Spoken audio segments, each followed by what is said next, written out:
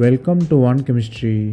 This is 365 Chemistry series. Daily one question for you. Here bridged non-vinyl system is given. You have methyl group above the plane. Phenyl and alcohol are trans to each other and you are reacting with acid. You have to guess what will be the final product.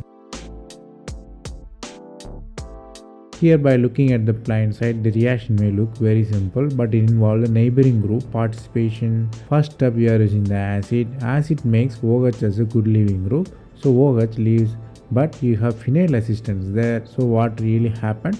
Phenyl assists the leaving of OH to group. Then it formed tri-member ring formation.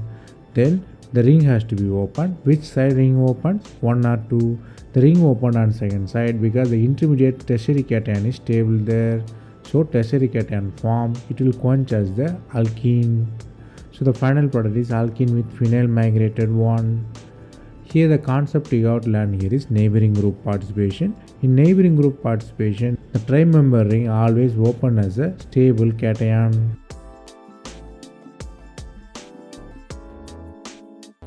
That's all from this video. Thanks for watching.